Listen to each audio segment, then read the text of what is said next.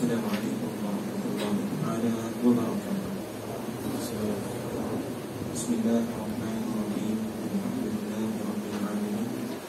Wassalatu wassalamu ala asyrafil anbiya'i wal mursalin wa ala alihi wa sahbihi ajma'in. Subhanaka la ilma lana illa ma 'allamtana innaka antal alimul hakim. Wa tub 'alaina ya maulana innaka antat tawwabur rahim. Wa la hawla wa la quwwata illa billahil aliyyil azim. Nawaitu at-ta'alluma wa at-ta'lim, nawaitu at-tadhakkura wa at-tadhkir, nawaitu an-naf'a wa al-intifa', nawaitu al-ifada wa al-istifada, nawaitu al-hatha ala tamassuki bi kitabillah wa sunnati rasulillah, wa ad-du'a ila al-huda wa ad-dalalata ala al-khair wa ibtigha'a mardatihi wa qurbihi wa thawabihi subhanahu wa ta'ala. Allahumma faqihna fid din wa 'allimna at-ta'wil. Rabbi shrah li sadri wa yassir li amri wahlul 'uqdatam min lisani yafqahu qawli.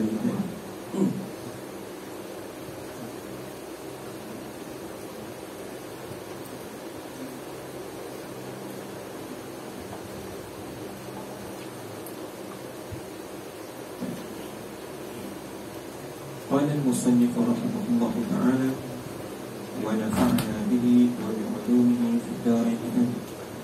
تعريف أصول الفقه. قبل الخوض في مباحث أصول الفقه يجب علينا أن نتصور هذا العلم، وهذا يكون بالتعريف السليم الذي يؤدي إلى التصور الصحيح. Jadi kata musannif rahimahullah ta'ala, sebelum daripada kita memasuki kepada perbahasan usul fiqh, maka hendaklah kita mentasawur, iaitu menggambarkan akan ilmu ini dengan ta'rif yang salim, yang sejahtera, yang membawa kepada tasawur yang sahih. Wa kalimatu usulil fiqh laha ma'nayan, dan usul fiqh itu mempunyai dua makna, makna fil lughah wa makna fil istilah, makna pada bahasa dan makna pada istilah. Man yaqra?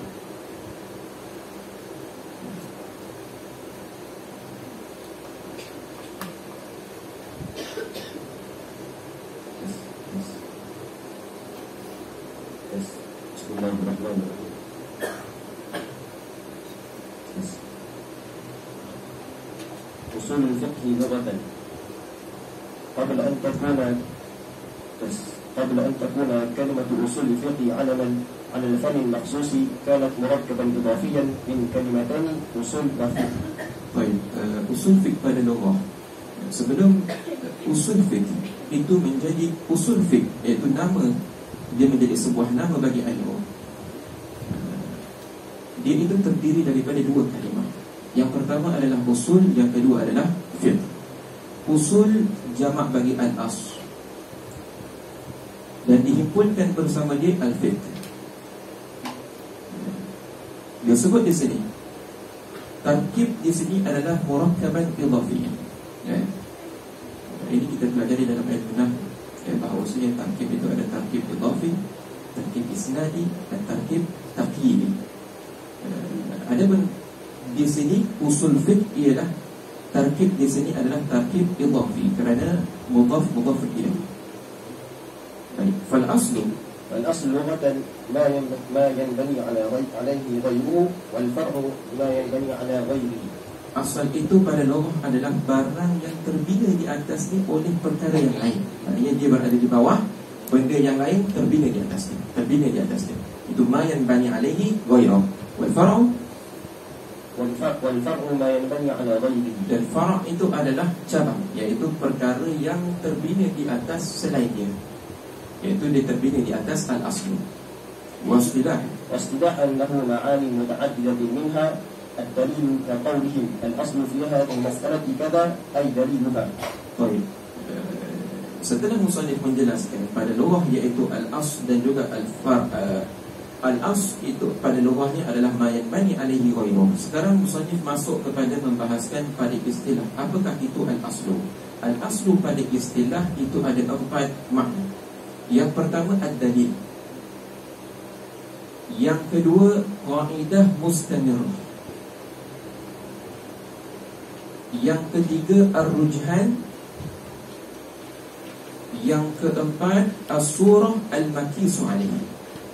Jadi tak ada dalam kitab yang saya sendiri semua daripada saya. Yang pertama adalah ad-dalil.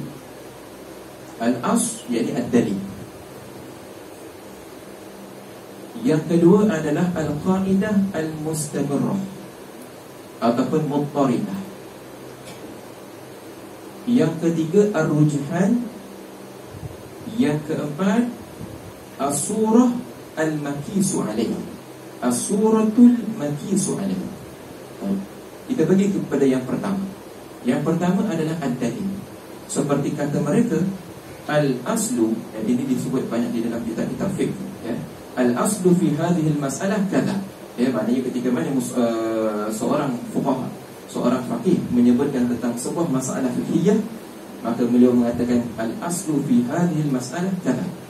Maknanya mal maksud min al-aslu? Ini ad-dalil. Ad-dalil fi hadhihi al-mas'alah hadha.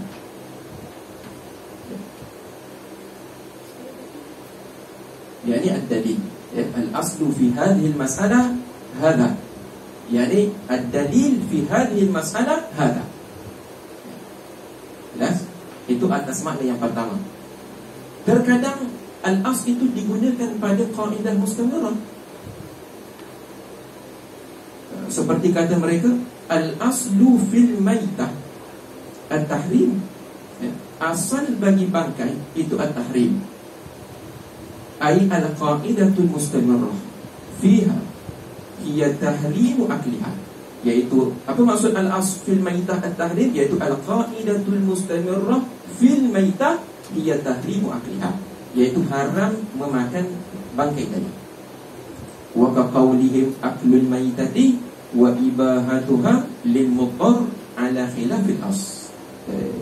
Dan seperti kata mereka, bahawasanya memakan bangkai bagi orang yang dalam keadaan darurat itu adalah khilaful as. Apa maksud khilaful as? Iaitu khilaful qaidatil mustamirrah. Yang mana kaidah mustamirrah bagi memakan bangkai itu adalah at-tahrim. Tetapi ketika dalam keadaan muttar, dia terpaksa, maka ketika itu dia khilaful as. Itu dia dibolehkan untuk memakan bangkai atas qadarnya.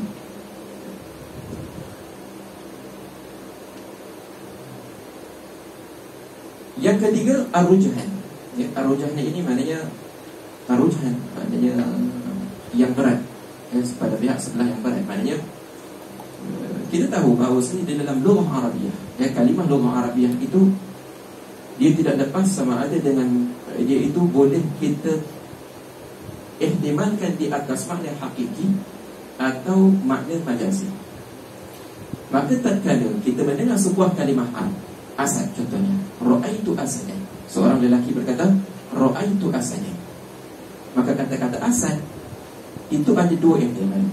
Imma kita ihtimal atas makna hakiki, wa imma kita ihtimal atas makna majazi. Dan di sana ada kaedah yang mengatakan bahawa al-haqiqah fil kalam, al-aslu fil kalam al-haqiqah, al-aslu fil kalam al-haqiqah. Maknanya asal bagi sebuah kalimah itu adalah atas hakikatnya. Apakah hakikat bagi asad? Iaitu hayawan muftaris, iaitu binatang pemangsa yang al-ma'ruf ini. Tapi itu atas makna hakikat. Dan terkadang boleh kita tanggungkan kalimah asad di atas makna majaz, dengan syarat di sana ada qarinah yang memalingkan makna hakiki kepada makna majazi. Seperti kita kata ra'aitu asadan fil qa'ah, ya, aku melihat singa di dalam dewan. Ataupun ra'aitu asadan fil ghabah, aku melihat singa di dalam hutan. Tak ada qarinah, itu memang hakiki, ya, kerana singa memang dalam hutan. Tapi kalau kita di fil qa'ah ataupun fi halaqah Sulaimaniyah, maka di sana ada qarinah yang memalingkan makna asal daripada asad itu kepada makna majazi. Maka ketika mana kita mengatakan bahawa kalimah asad itu adalah berat kita menggunakan kalimah, kita menggunakan makna hakikat di atas makna majaz pada asalnya, maka asal di sini ialah dengan makna rujhan. Ya, sebab tu kita kata al-aslu fil kalam, iaitu ar-rujhan fil kalam al-haqiqah. Faham tak? Boleh? Yang keempat adalah as-surah al-makisu alaihi. Ini dalam masalah kias yang akan kita sayati bayanuhu dalam babul kias. Di sana kias ada 4 rukun. Yang pertama adalah al-as, yang kedua hukumul asli, yang ketiga al-far'u, yang keempat adalah al-illah. Al-as di dalam rukun kias itulah as-surah al-makisu alaihi, iaitu gambaran ataupun perkara yang dikiaskan di atasnya. Perkara yang dikiaskan di atasnya, maka itulah as-surah al-makisu alaihi, ataupun disebut dengan al-as di dalam rukun kias. Maka ini jadi kita kata likulli maqam maqal, likulli maqal maqam. Bila mana kita itlaqkan al-as di dalam arkanul qiyas, bila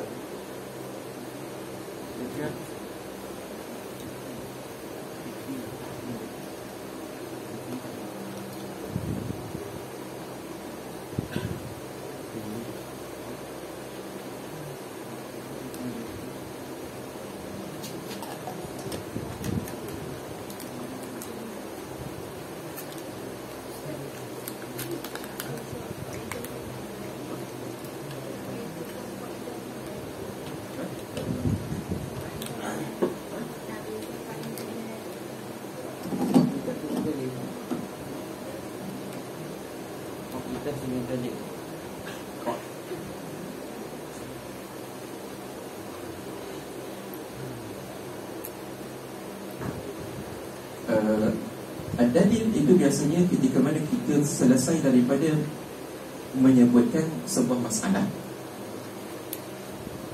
dan setelah itu didatangkan sama ada dalil daripada nakli ataupun akli.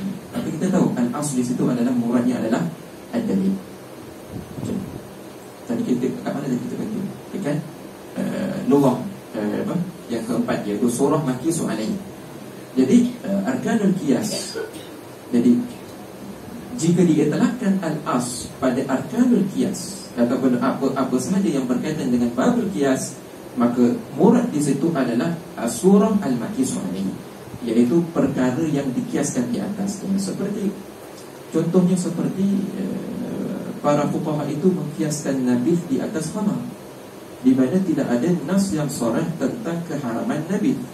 Tetapi tatkala Nabi SAW menyebutkan keharaman khamar, ataupun di dalam firman-Nya Allah Ta'ala menyebutkan tentang pengharaman khamar itu secara sharah, maka di sana tidak disebutkan nabis, maka dikiaskan nabis itu di atas khamar. Khamar itu adalah surah al-makisu alaihi, gambaran ataupun perkara yang dikiaskan di atasnya, yaitu al-as. Wal fiqhu lughatan, والفقه لغة الفهم، ومنه قوله تعالى قالوا يا شعيب ما نفقه كثيرا مما تقول. الفقه لغة الفهم sawa'un kana, tak kira sama ada al-fahmu di sini fil umuril badihiyah atau fil umuril nazariyah, melainkan di sana ada kil yang mengatakan bahawa al-fahmu di sini iaitu khusus kepada perkara-perkara umur nazariyah, iaitu umur daqiqah. Seperti seseorang dia kata apa? Faqihtu anna as-sama' 'ala al-ard. Maknanya aku memahami bahawasanya langit itu di atas bumi, wa anna al-ard tahta as-sama', dan bumi itu di bawah langit. Adakah itu umur daqiqah, umur nazariyah? Maka kalau kita kita berdiri di atas skill yang mengatakan bahawa al-fahmu di sini khusus kepada perkara daqiqah, perkara nazariyah, maka tidak boleh dikatakan faqihtu an-sama' 'ala al-ard. Akan wastilah معرفة الأحكام الشرعية التي طريقها الاجتهاد. Pada fiqh, pada istilah adalah ma'rifatul ahkam syar'iyyah, iaitu mengetahui hukum hakam syara' yang tariqah al-ijtihad, iaitu jalannya itu adalah ijtihad. Jadi ma'rifah disebut di sini, ma'rifah adalah perkara ma'rifah di sini adalah al-ilmu. Al-ilmu di sini adalah dengan makna ilmu zanni. Ilmu di sini adalah ilmu zanni, walaysa qat'iyyan. Al-ahkam syar'iyyah, bila kita sebut dengan al-ahkam syar'iyyah, itu ada dua, ya. Imma ahkam syar'iyyah itu lahu majalun fil ijtihad, ya, dia mempunyai ruang di dalam ijtihad. Wa imma ahkam syar'iyyah itu laysa lahu majal fil ijtihad. Seperti kita kata, ahkam syar'iyyah yang tidak ada majal di dalam ijtihad, seperti solat itu 5 waktu, solat itu wajib. Solat 5 waktu itu wajib. Solat 5 waktu itu wajib. Adakah perlu ijtihad di sana? Tak. Kerana perkara itu sangat jelas. Berbeza kalau kita kata an-niyah fil wudu' sunnah, ya, niat di dalam wudu' itu sunat hukumnya, maka di sini ada majlis ijtihad katanya. Di sana ada khilaf di kalangan para ulama yang mengatakan niat itu sunat dan niat itu adalah wajib, ya. Sebab itu berlaku yang khilaf di kalangan mazhab, kerana perkara itu adalah perkara yang ada ijtihad padanya. Ada perkara yang tidak ada ijtihad, maka tidak ada khilaf di antara mazhab. Ya, solat 5 waktu, mazhab Hanafi kata apa? 4. Tak, semua kata 5 waktu wajib solat, iaitu solat 5 waktu itu adalah solat yang wajib. Baik. Kemudian allati tariquha al-ijtihad, ya, sebab itu kita tangguhkan makna ma'rifah di sini adalah dengan makna ilmu, dengan makna zon. Sebab apa? Sebab disebut tariquha al-ijtihad.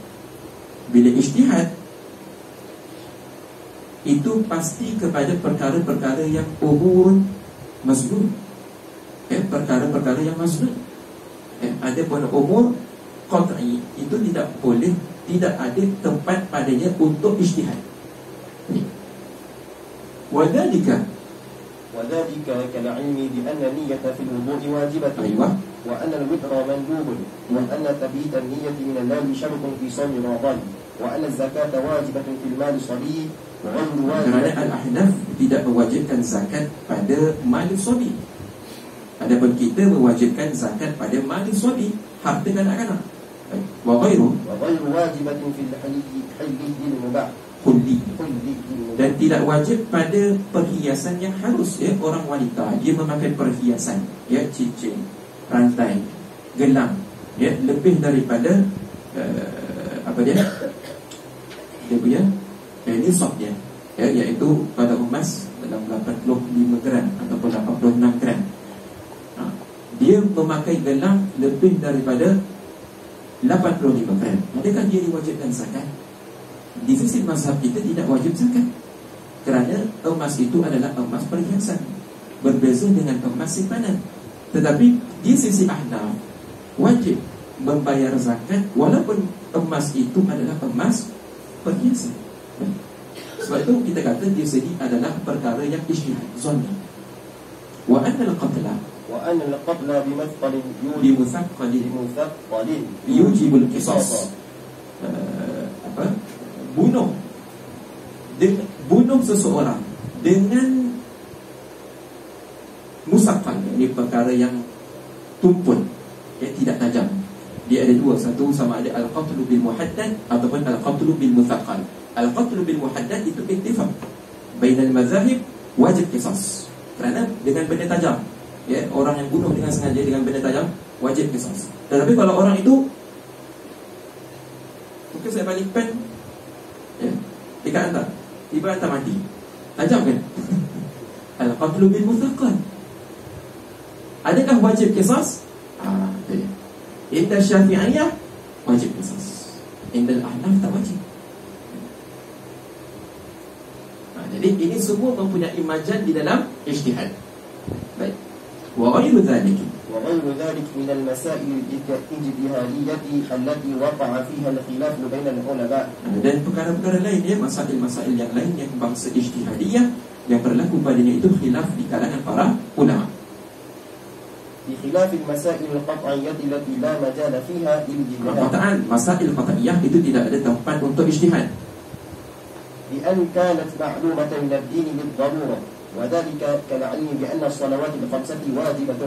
Ini perkara al-ma'lum min ad-din bil-darurah. Hatta orang perkara ini tidak ada majal di dalam ijtihad. Ya, bahkan perkara ini al-ma'lum min ad-din bil-darurah, seperti sembahyang 5 waktu itu wajib. Ya, bahkan orang yang mengingkari perkara ini membawa kepada kufur. وأن صيام رمضان واجب وأن الزنا حرام وأن الربا حرام وما شابه هذا من الأمور القطعية الكثيرة فمعرفة هذه المسائل لا تسمى فقها على هذا التعريف. Maka perkara-perkara yang qat'iyah ini, ya, ini tidak ada khilaf di kalangan mazhab, maka ini tidak disebut dengan al-fiqh. Jika kita berdiri di atas ta'rif ma'rifat, ta'rif fiqh itu adalah ma'rifatul ahkam syar'iyyah allati tariquha al-ijtihad. Boleh?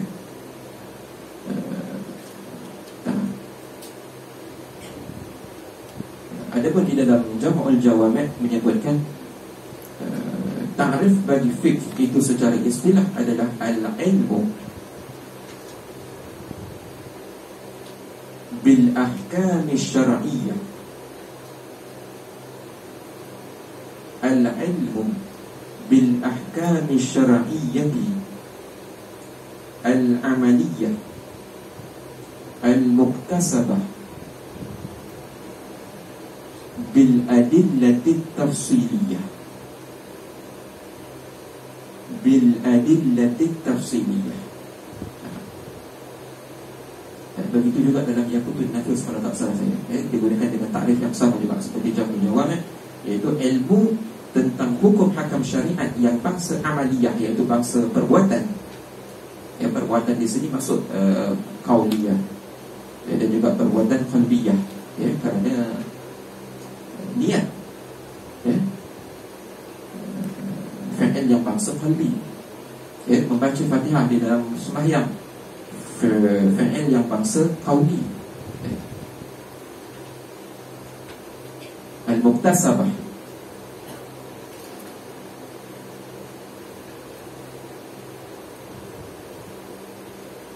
Min adillatiha at-tafsiliyah, yang diambil daripada adillah at-tafsiliyah. Maka di sini menunjukkan bahawa fiqh itu perbahasannya adalah dia itu difahami daripada adillah tafsiliyah. Berbeza. Kalau kita kata usul fiqh itu adalah daripada adillah ijmaliyah, tetapi fiqh itu adillah tafsiliyah. Maka adillah tafsiliyah itu hanya tertentu kepada juz'iyah muayyanah, tetapi kalau ijmaliyah itu tidak tertentu kepada mana-mana juzuk. Jadi a'am, ya, dia lebih a'am. Maka perbahasan usul fiqh itu a'am daripada perbahasan fiqh. Saya yakin. Fal-ma'rifatu huna, fal-ma'rifatu huna bima'na al-dhann, ada di sini bermakna zan, wa li'annaha khassatan bil masail al-ijtihadiyyah wa hiya madhnunatun. Wadahkan kerana masail ijtihadiyah itu adalah mazmunah. وهذا تعريف إمام الحرمين وهناك تعريفات أخرى كثيرة للفقه. Dan ini adalah ta'rifnya Imam al-Haramain, dan di sana ada berbagai lagi ta'rif yang lain. yang banyak lil fiqh, bagi ilmu fiqh. Wa amma موضوع علم الفقه فهو فعل المكلف من حيث العلم والحرمة أي من حيث عروض الأحكام الشرعية له. Adapun mawdu'nya ilmu fiqh, iaitu tempat perbahasan bagi ilmu fiqh, itu adalah perbuatan mukallaf. Bila disebut dengan perbuatan mukallaf, maka di sini bukan terkena kepada zatul mukallaf.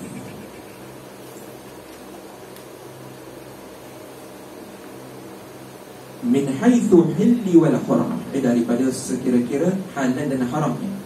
Ai min haitsu urudul ahkam syar'iyyah lahu, iaitu daripada sekira-kira datangnya beberapa hukum syar'iyyah itu bagi fi'il mukallaf itu.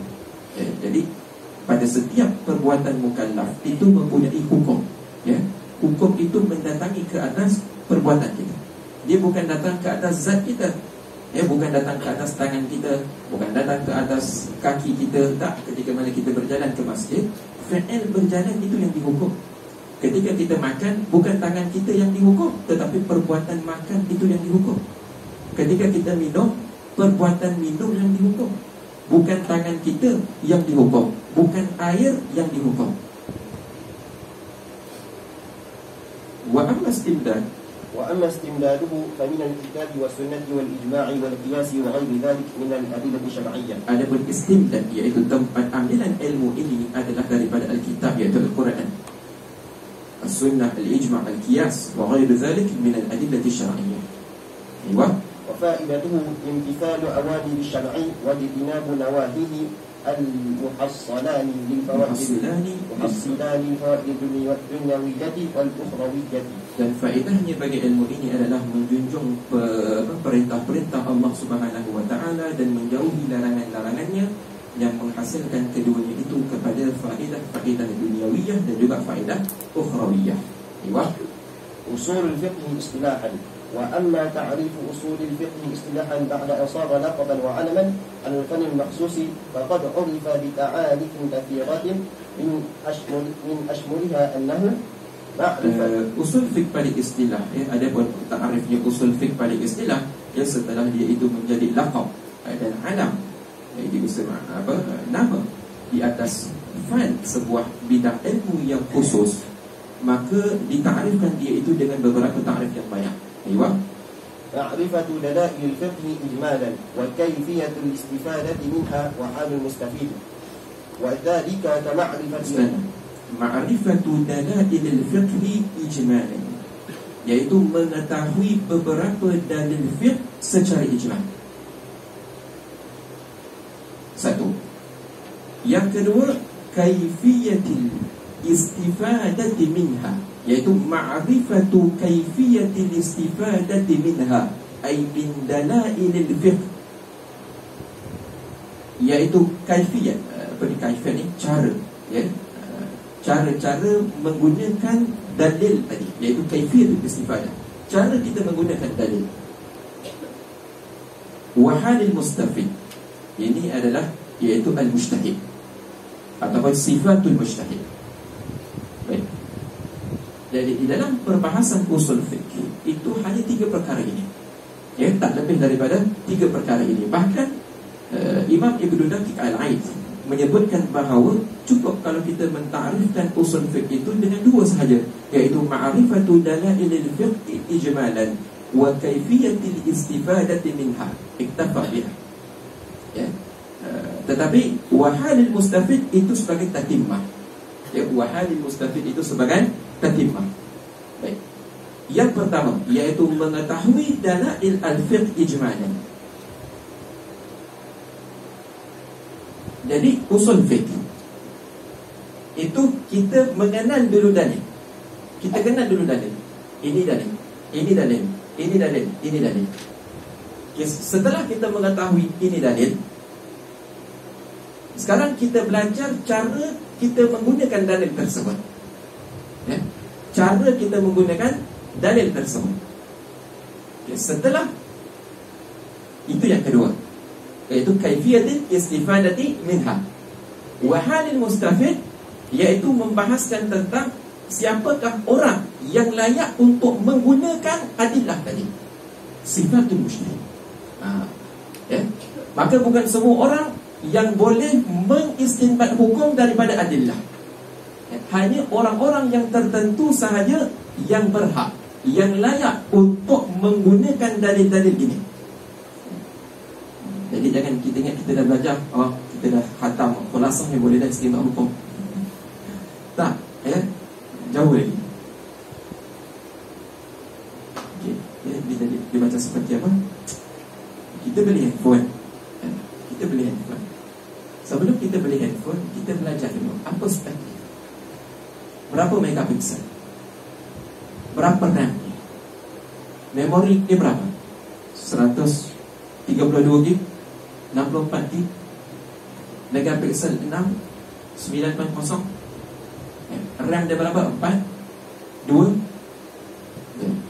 Setelah kita mempelajari itu, selesai yang pertama, ma'rifatu dalail fiqh.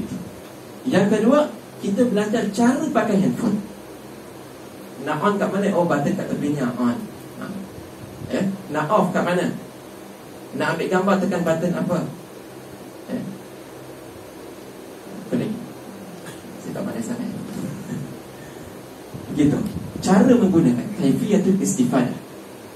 Yang ketiga, siapa orang yang berhak, layak untuk memegang, memakai handphone ni? Siapa? Budak-budak tak boleh tau pegang handphone. Dia balik. Hanya orang-orang yang tertentu, dah sampai tahap umur yang tertentu, mungkin dia salah pakai, dia buka internet, dia tengok benda yang tak patut. Jadi hanya orang yang mempunyai sifatul mujtahid, iaitu halul mustafid. Begitu juga kalau kita dia macam kita belajar kereta, kita belajar kereta ni berapa seat, berapa cc, ada airbag ke tak ada, brake dekat mana, tekan minyak dekat mana, gear kat mana, auto drive kat mana, button dia, lampu kat mana, signal kiri ke kanan. Kita belajar dulu, kita ma'rifatus sayyarah. Kemudian kita kaifiyatul istifadah minas sayyarah. Bagaimana? Kita belajar masuk kelas pemandu, kita belajar cara, kita belajar dengan orang ni, orang yang ahli dalam memandu. Tekan gear kat mana, nak tukar gear macam mana, tekan clutch dulu, tekan brake. Kemudian setelah itu, siapa orang yang berhak, layak untuk drive kereta? Bukan semua orang, bukan semua orang boleh. Itu usul fiqh,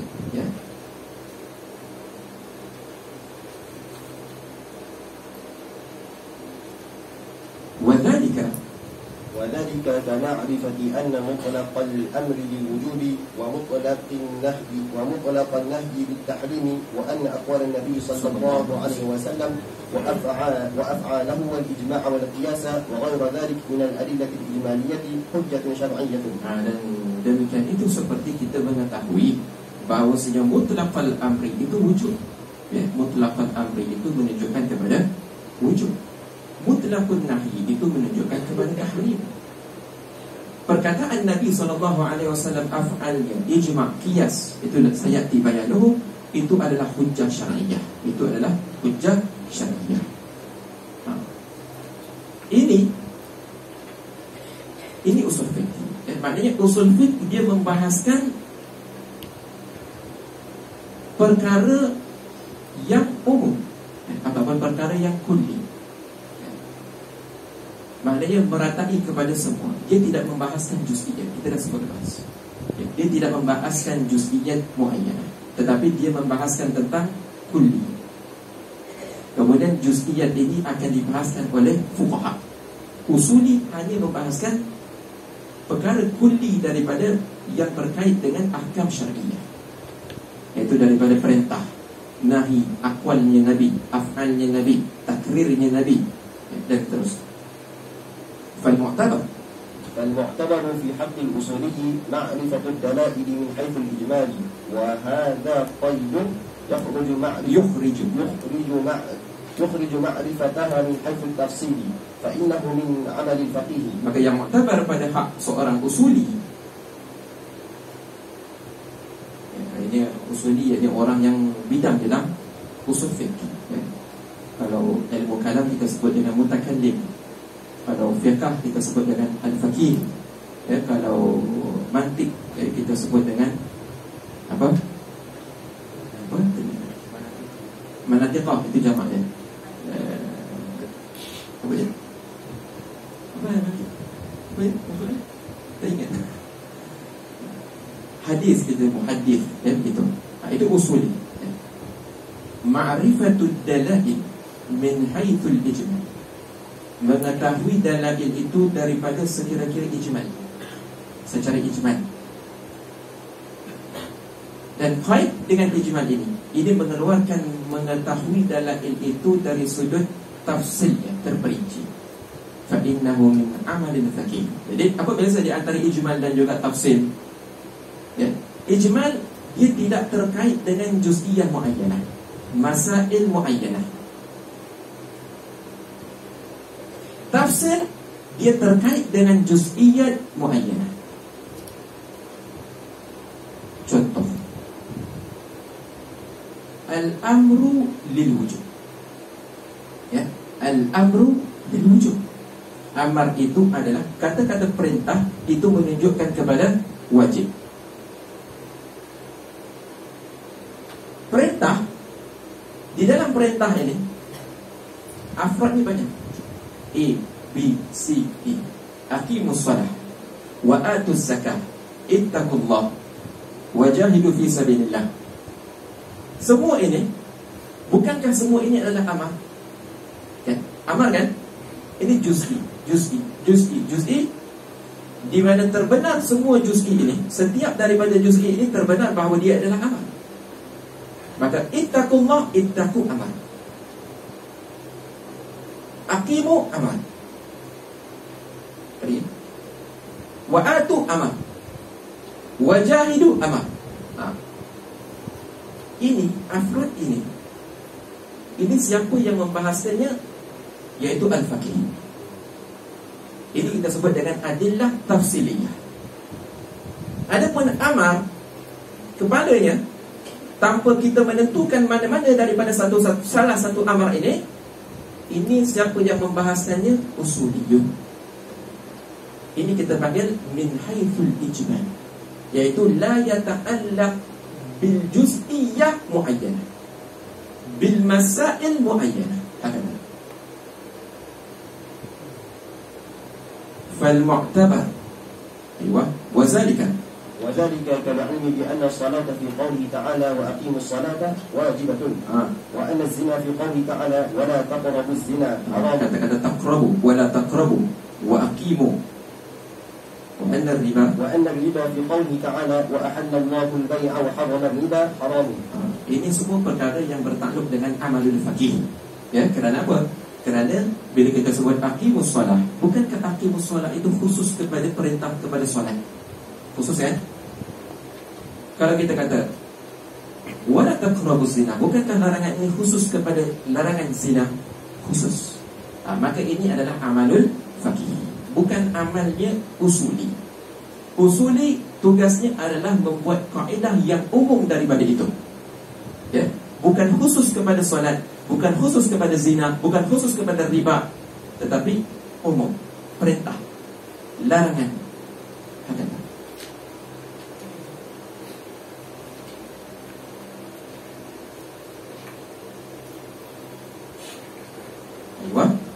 والفرق بين الدليل الإجمالي والدليل التفصيلي أن الدليل الإجمالي لا يتعلق بجزئية معينة بخلاف الدليل التفصيلي. Beza di antara dalil ijmali dan tafsili. Dalil ijmali dia tidak bertakluk kepada juz'iyah muayyanah, berbeza dengan dalil tafsili, iaitu yang berkait dengan amalul usul faqih.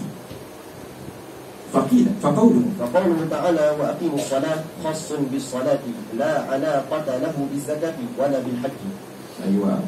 Maka seperti firman Allah, maka katanya Allah Ta'ala wa aqimus salat, itu khusus untuk solat. Dan dia tidak bertakluk kepada zakat. dan haji. Maknanya memang dia khusus kepada sebuah juz'iyah muayyanah sahaja. Ya. Itulah yang dinamakan dengan adillah tafsiliyah. Farihanu makhbullah, dia bertakluk dengan rahnu sahaja. Ya, dia tidak bertakluk kepada selain daripada rahnu. Baik. وقوله تعالى وآتوا الزكاة خاص بالزكاة لا علاقة له بالصلاة ولا بالحج. أيوة. ولذلك سمي دليلا تفصيليا لأنه خاص بجزئية معينة لا علاقة له بغيرها. Kerana itu dinamakan dalil ini adalah dalil tafsili. Ya, kerana dia itu khusus kepada juz'iyah muayyanah dan dia tidak ada alaqah dengan selain daripada juz'iyah tersebut. بخلاف قولنا الأمر للوجوب فإنه لا تعلق به بجزئية معينة وإنما هو شامل لكل أمر. Berbeza dengan perkataan kita al-amru lil wujub, itu dia tidak bertakluk kepada juz'iyah muayyanah, bahkan dia bertakluk kepada semua amal. Ya, tak kira dia itu adalah aqimus solah, tak kira dia itu adalah wa'atuz zakah, tak kira dia itu wa ahallallahu al-bai'ah. وهكذا. Ya.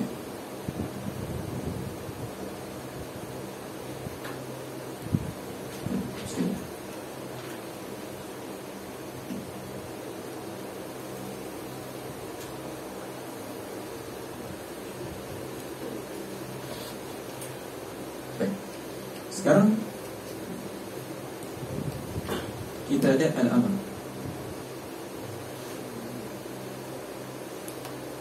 Contoh dalam amar,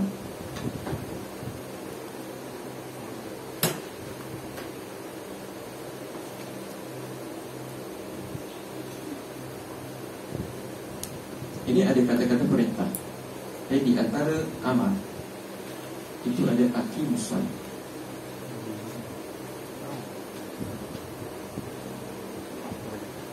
wa atuz zakah,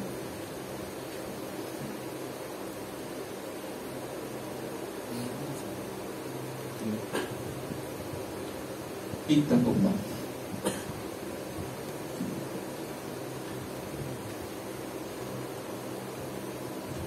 Baik. Al-amar ini kita sebut dengan kulli, di mana terbenar di bawahnya itu beberapa afrad.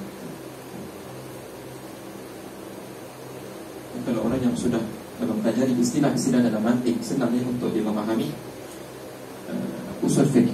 Ya, kerana banyak penggunaan ilmu mantik di dalam usul fiqh. Maka kita kata bahawa seorang usuli, dia itu wazifahnya adalah membahaskan tentang mahiyatul ahkam, iaitu dia membahaskan tentang al-amar. Maka amar ini kita katakan dia ini adalah mahiyatul ahkam.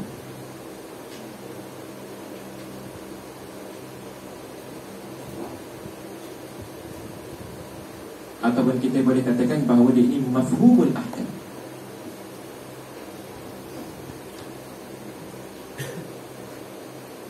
Di bawah mahiyah ini, di sana terbenar beberapa afrad. Jadi mahiyah ini dia tidak ada fil kharij. Kewujudan amar, wujud kharijinya itu tak ada. Mana amar? Amar itu tak ada. Yang ada itu adalah fardun min afradil amar. Ini afrad, kita sebut dengan afradul ahkam.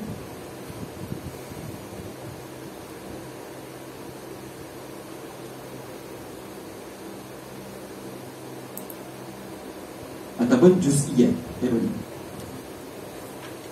Maka aqimus shalah dia adalah fardun min afradil amr, wa atuz zakah fardun min afradil amr. Jadi perintah itu banyak di dalam Al-Quran, di dalam As-Sunnah banyak. alaikum bisunnati wa sunnatil khulafa'ir rasyidin, kutiba alaikumus siyam kama kutiba alal ladzina min qabl. Itu semua apa? Maka afrad tu banyak afrad. Maka ini dibahaskan oleh al-fiqih.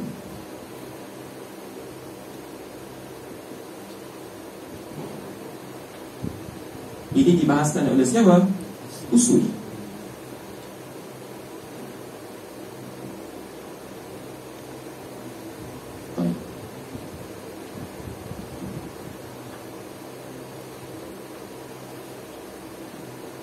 Jadi dalam perbahasan usul fikih,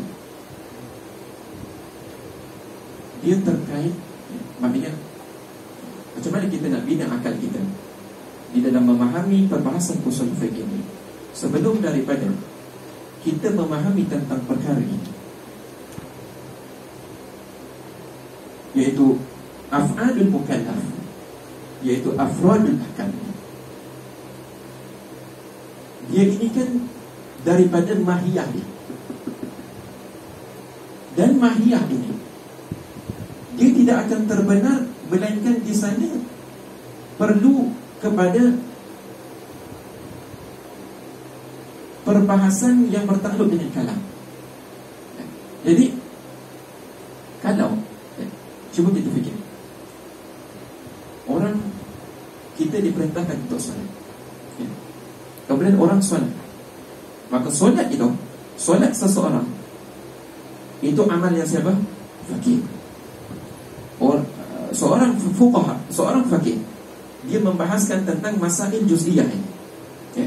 Apa hukum tentang ini? Apa hukum tentang ini? Apa hukum tentang ini? Seorang usuli, dia kata ini bukan kerja aku. Kerja aku adalah mengistinbat kaidah usuliyah. Dengan aku mengistinbat kaidah usuliyah, kemudian aku meninggalkannya kepada fuqaha untuk membahaskannya kepada masail juz'iyah. Jadi kalau kata-kata al-amru bil wujub,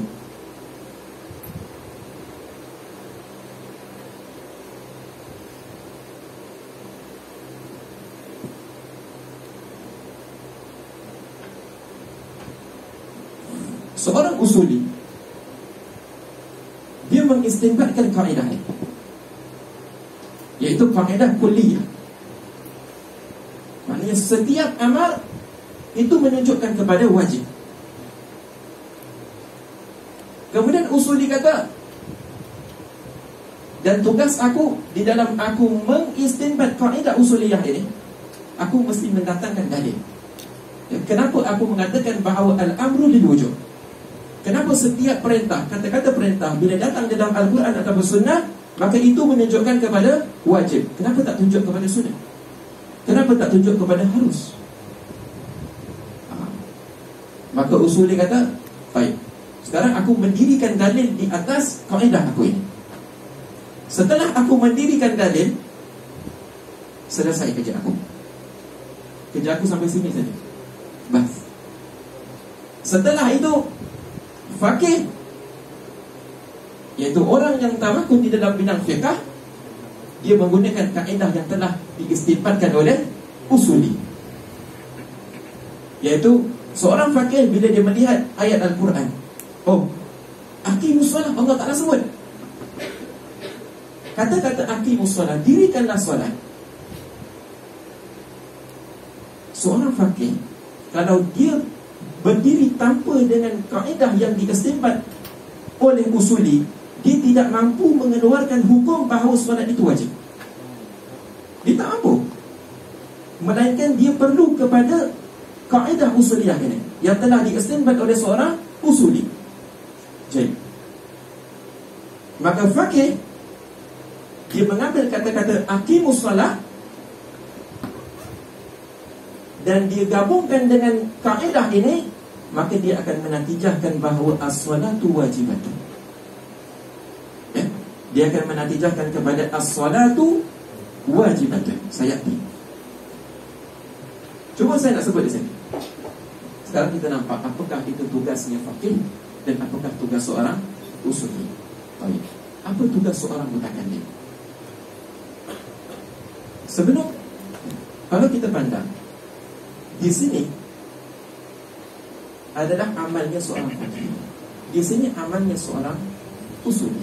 Seorang mutakallim, dia perlu mengistinbatkan bahawa ada beberapa perkara yang terhenti kepada mutakallim untuk mengistinbatkan perkara itu berlaku, baru terbenarnya usul itu berlaku. Yakni apa? Maknanya, kalau kita macam mana kita nak menerima pada akal kita bahawa kita ini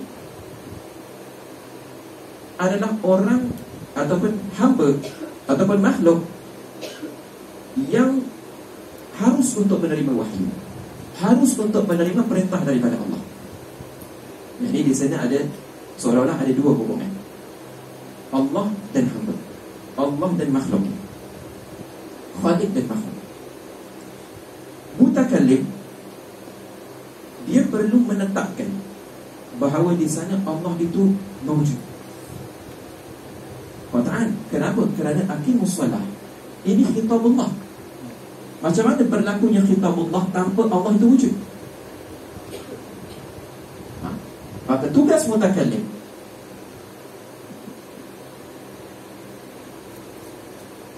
yang pertama,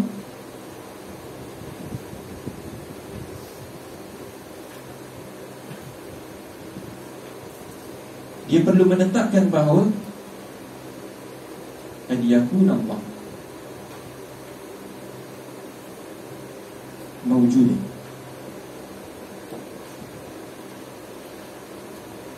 Setelah dia menetapkan Allah itu mawjud, tak cukup. Dia kena menetapkan bahawa Allah Ta'ala itu qadiran muridan. An yakuna Allah qadiran wa muridan.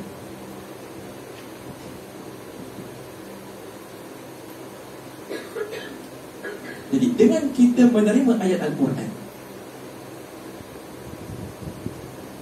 ini akan terbenar. Benarnya ayat Quran ini setelah kita meyakini kewujudan Allah. Betul?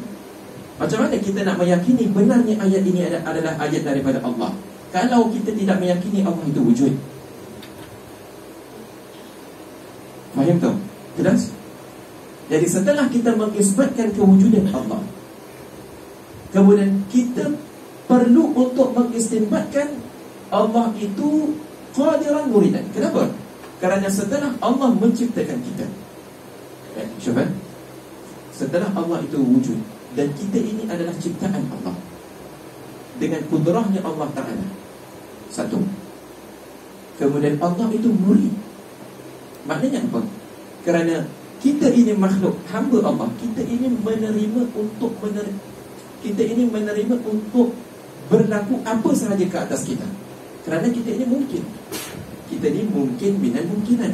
Selama mana kita ini mungkin minal mungkinat, kita ini harus untuk menerima apa sahaja kemungkinan-kemungkinan yang berlaku ke atas kita. Mungkin Allah Ta'ala wajibkan ke atas kita untuk berzina. Mungkin tak? Mungkin Allah Ta'ala wajibkan kepada kita untuk meninggalkan solat. Mungkin. Kenapa Allah wajibkan solat? Kenapa Allah Ta'ala tak larang kita daripada solat? Boleh tak kalau Allah nak larang kita daripada solat? Boleh. Kerana ini minal mungkinat, perintah. Ya. Hukum syara' ini, dia adalah fi'lun min af'alillah. Dia adalah perbuatan daripada perbuatan-perbuatan Allah. Allah nak suruh kita solat, Allah berhak.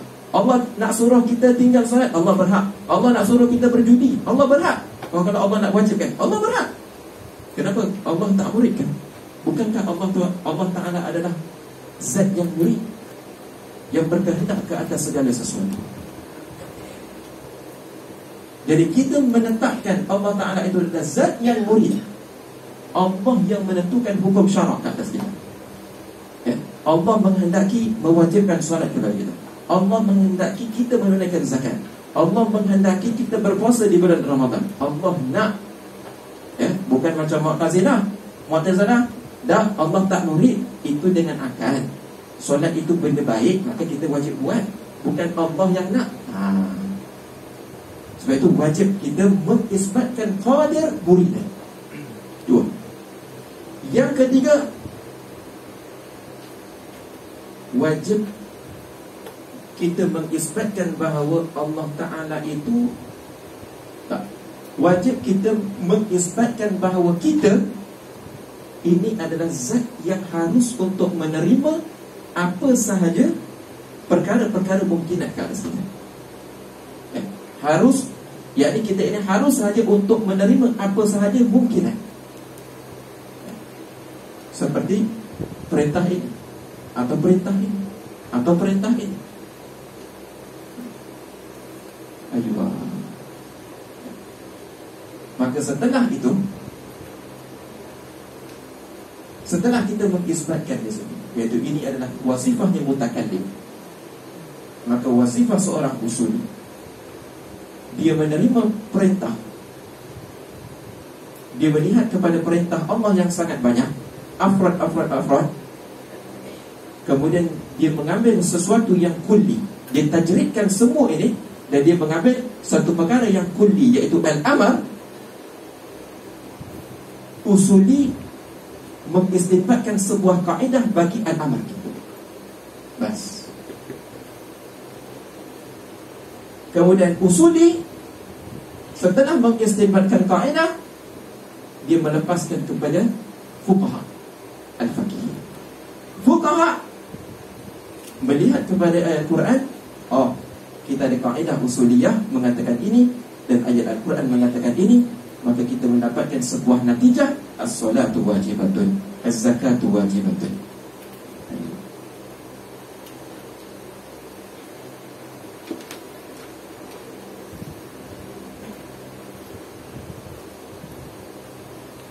Jadi perbahasan usuli itu adalah perbahasan yang membahaskan tentang mahiyatul ahkam.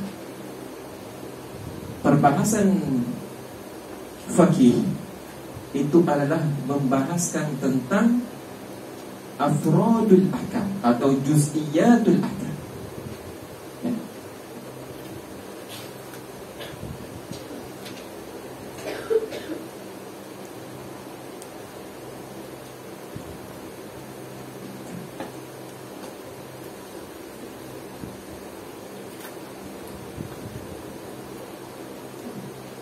فهو يشمل قوله تعالى وأقيموا الصلاة وآتوا الزكاة وجاهدوا في الله واتقوا الله وغير ذلك من الأوامر.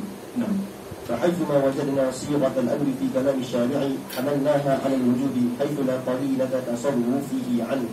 Maka sekiranya kita mendapati sighatul amr dalam kalamnya syar'i. Syar'i bila itlaq syar'i boleh makna dua. Kalau syar'i pada hakikat itu adalah Allah Ta'ala. Tapi kalau pada majaz, iaitu Nabi SAW. Fi kalam syar'i hamalnaha 'ala al-wujub. Maka kita tanggungan makna sighatul amr itu di atas wajib, sekira-kira tidak ada qarinah yang memalingkan makna wajib kepada sunat ataupun harus dan sebagainya. Fadalilul ijmali. Fadalilul ijmali la 'alaqata lahu bil juz'iyyati. Maka dalil ijmali itu tidak ada kaitannya dengan perkara-perkara juz'iyat, iaitu masail fiqhiyah. بخلاف الدليل التفصيلي فإنه يدل على جزئية معينة. أيوة. ويتعلق بها. أيوة. ولا يتعداها إلى جزئية أخرى. شوف. Jadi kalau dalil tafsili, dia hanya tertentu kepada juz'iyah muayyanah, dan dia bertakluk dengan juz'iyah muayyanah, dan dia tidak ta'addi kepada juz'iyah yang selain daripada dia. Kerana dia itu khusus kepada, kalau aqimus salat khusus kepada solat. Dia tidak yata'adda ila zakat wala yata'adda ila al-hajj dan sebagainya.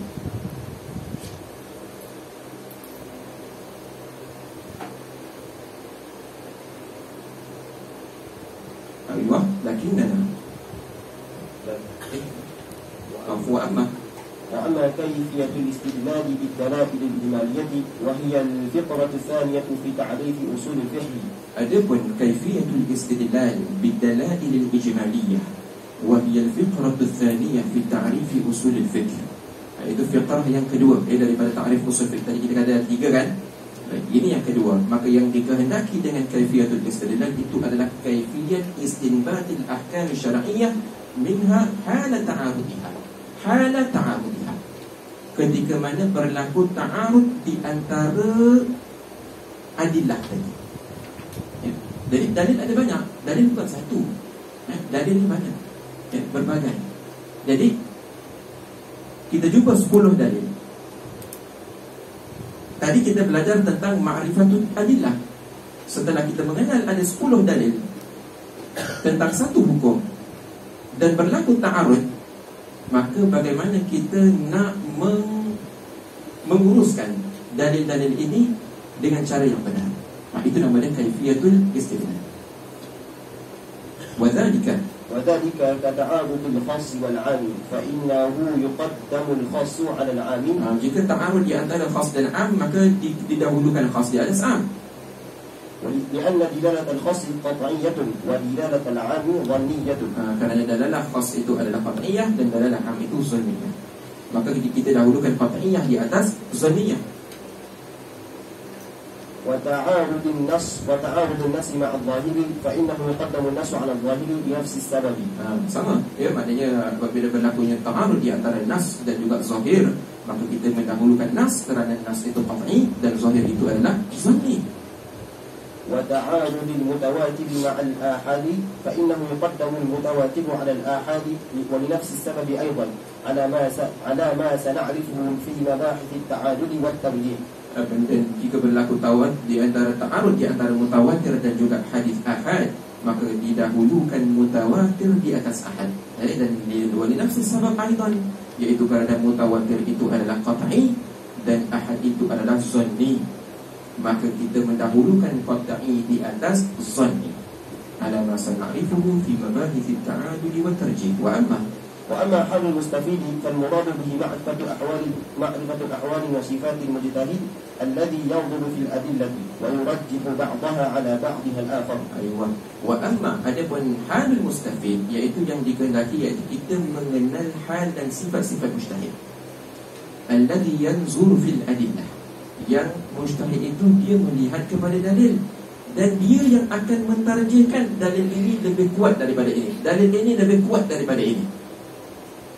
ويدخل في هذا المبحث أيضا أحوال المقلد استقرادا، لأن البحث عن حال المجتهد يقتضي البحث عن حال المقلد. أيوة. Jadi kita walaupun di sini kita menyebutkan tentang sifatul mujtahid, tetapi kita menyebutkan juga tentang ahwalul muqallid. Dan istiqradan maknanya, maknanya kita menyebutkan secara sampingan. Walaupun kita jadi setelah kita menyebutkan apakah itu mujtahid, apakah syarat-syarat mujtahid, bagaimana sifatnya mujtahid, maka istitradan kita menyebut secara sampingannya adalah kita menyebut muqallid, iaitu muqabil kepada mujtahid itu.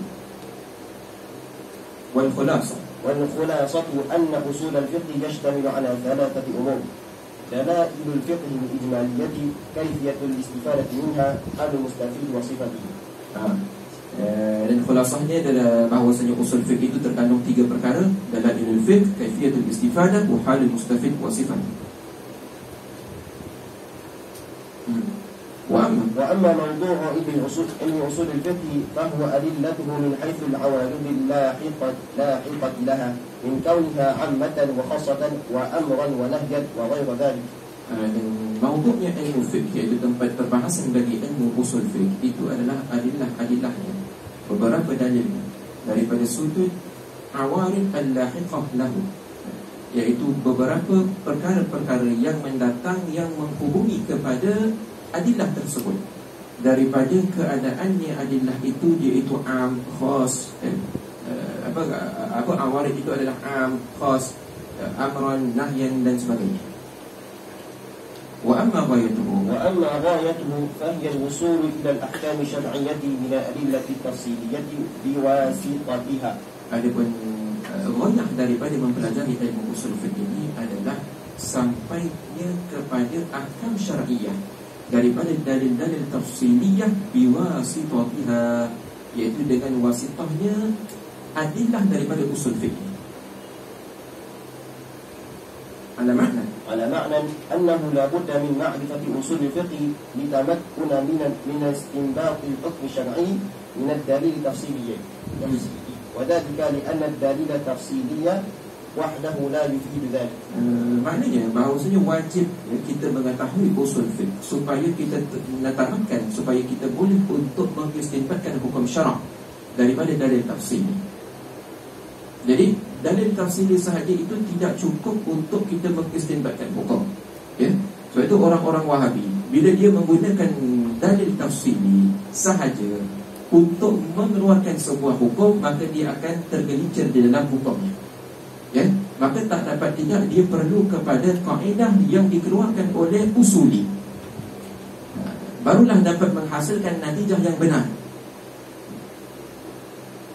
Lepas tu dia kata di anna dalil tafsiliyah wahdahu la yufid dhalika fa idza qara'na qawlahu ta'ala aqimus salah arafna annaha amrun bi iqamatiha walakinna la na'rifu hal al-amru biha ala sabil wujub am an-nadbi am at-takhyil li anna al-amra yusta'malu fi kulli hadhihi al-ma'ani kama yusta'malu fi ghayriha. Jadi ketika mana kita membaca ayat Al-Quran aqimus salah, maka kita mengetahui di sini ada perintah untuk mendirikan solat. Cuma kita tak tahu perintah di sini, adakah perintah ini wajib, atau perintah ini sunat, atau perintah ini harus, atau perintah ini ada makna yang lain daripada makna wajib, harus dan sunat. Maka kerana amar itu digunakan banyak makna pada dia, boleh ditanggalkan beberapa makna. Sekarang ni kita tak tahu apakah makna hakikah bagi amar. Maka itu adalah tugas usuli untuk menentukan apakah makna hakikah bagi amar. Lakinna idza arafna fi usul al-fiqh anna mutlaq al-amr bil wujud. Tetapi apabila kita mengetahui daripada usul fiqh itu bahawasanya mutlaqul amr lil wujud wa annahu la yusarrafu anhu illa bi qarinatin, dan dia itu tidak berpaling daripada makna wujud melainkan dengan makna qarinah. Maknanya asal ketika mana kita menerima mutlaqul amri itu mesti lil wujud, melainkan ada qarinah yang memalingkan daripada makna wujud kepada makna yang lain. عرفنا أن الصلاة واجبة في قوله تعالى أقيموا الصلاة وذلك باستعمال القياس الموقفي. Maka kita mengetahui bahawa solat itu wajib pada perkataan Allah Taala aqimus salah, maka demikian itu dengan menggunakan kias mantiki, iaitu kias iqtirani. فنقول أقيموا في قوله تعالى أقيموا الصلاة أمر وهذا هو الدليل التفصيلي. Maka kita kata aqimu, iaitu lafaz aqimu pada kata Allah aqimus salata, amrun, aqimu itu adalah sirah amar, wa hadha huwa dalil tafsili, dan ini dalil tafsili. Aywa wal amru lil wujubi wa hadha huwa dalil al ijmali fatakun an natijatu anna salata wajibatun. Dan amar itu lil wujub, dan ini dalil ijmali. Tengok, digabungkan di antara dalil tafsiri dan dalil ijmali. Fatakunun natijatu anna salata wajibatun. وهكذا نقول في قوله تعالى لا تأكلوا الربا لا تأكلوا نهي والنهي للتحريم فأكل الربا حرام.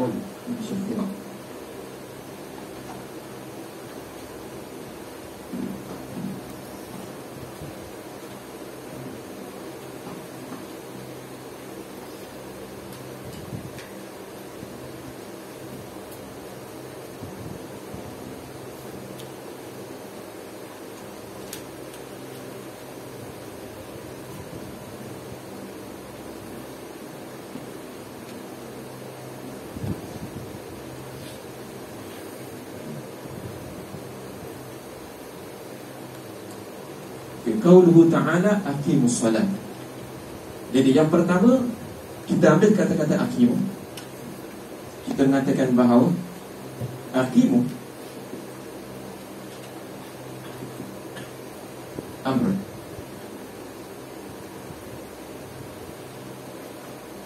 Kemudian disebut apa? Muqaddimah kubra.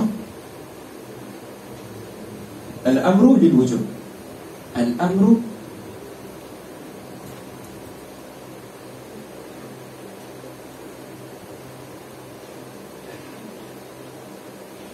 ada pen lain.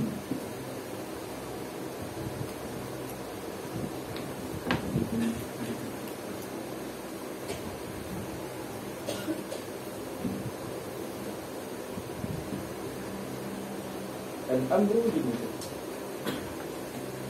Di sini kita gunakan muqaddimah sughra. Muqaddimah sughra kita masukkan dalil tafsili. Kita masukkan dalil tafsili. Ini nama dia qiyas iqtirani. Qiyas ada dua, qiyas iqtirani, qiyas istithnai. Qiyas di sini adalah qiyas iqtirani, iaitu kita mengiktirankan di antara muqaddimah sughra dan muqaddimah kubra tanpa kita datangkan kata-kata istithna. Harful istisna itu tidak ada. Yang pertama adalah muqaddimah sughra. Saya buat tanda mim sad rumusnya. Aqimu amrun, iaitu kata-kata aqimu di sini pada kaul Allah Taala. Ini adalah perintah. Kemudian musannif sebut al-amru lil wujub. Perintah itu lil wujub. Di sini muqaddimah kubra. Maka natijah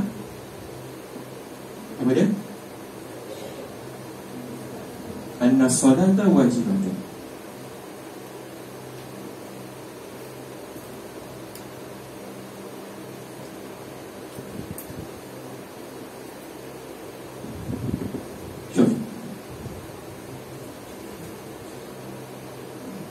Zahir muqaddimah seperti ini ada khalal, ada aib, tak sah. Kenapa? Kerana tengok di sini musannif menggunakan syakal awal. Syakal awal syaratnya adalah mujibatus sughra, kulliyatul kubra. Mujibatus sughra ini mujabah tak? Mujabah tak? Apa dia mujabah? Iaitu muqaddimah yang tidak ada kata-kata nafi. Ada lam, ada ma, tak ada. Maka ini sah. Mujabah sughra. Muqaddimah sughra mujabah. Syarat yang kedua, kulliyatul kubra. Muqaddimah kubra dia mesti kulliyah. Al-amru lil wujub. Mana kata-kata kull di sini? Tak ada. Jadi alif lam di sini istighraqiyah. Maka kita tukar kullu amri. Aqimu amrun wa kullu amrin lil wujub. Baru kita dapat natijah. Natijahnya bukan anna salata wajibatun. Natijahnya adalah aqimu lil wujub. Dengan kita membuangkan haddul wasal. Syuf, ini kita buang, ini kita buang haddul wasal. Yang tinggal aqimu lil wujub. Ini natijah.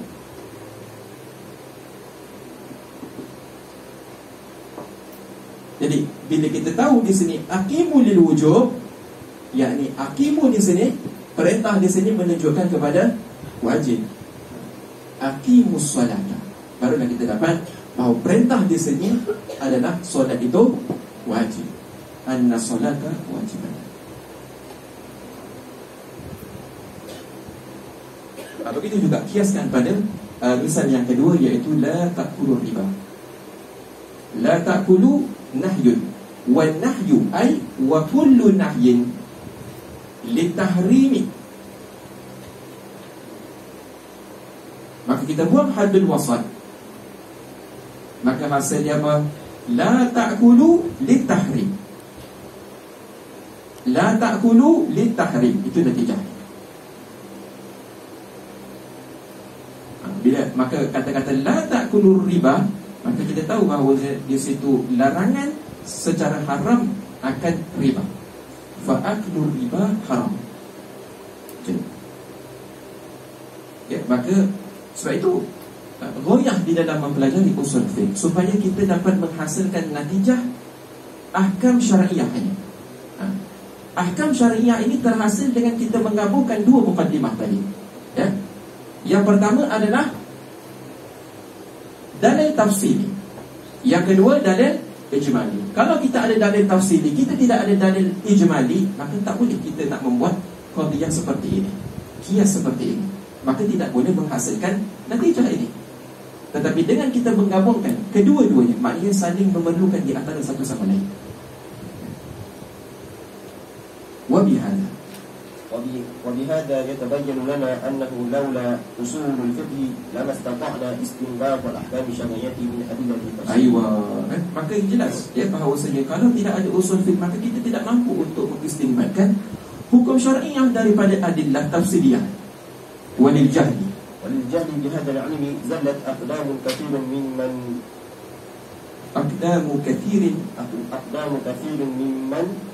تصدر للعلم والفتوى دون معرفة به فأحل حرام الله وحرم حلاله. Ya, orang-orang yang jahil yang mereka itu tidak mengetahui tentang ilmu ini, mereka itu tergelincir kerana mereka itu tergesa-gesa di dalam mengeluarkan hukum tanpa ilmu. Maka mereka itu secara tidak langsung mereka menghalalkan apa yang diharamkan Allah dan mereka mengharamkan apa yang dihalalkan Allah. Fala العلم بالدليل الإجمالي وحده يفيد ولا العلم بالدليل التفصيلي وحده يفيد. Maka dalil ijmali sahaja tak boleh memberi faedah apa-apa. Begitu juga dalil ijmali sahaja tidak memberi faedah apa-apa, melainkan mereka itu saling memerlukan di antara satu sama lain. Jadi fala budda من اجتماع الدليلين للوصول إلى الحكم الشرعي حيث ينتظم منهما قياس اضطراري من الشكل الأول عند المناطق. نعم.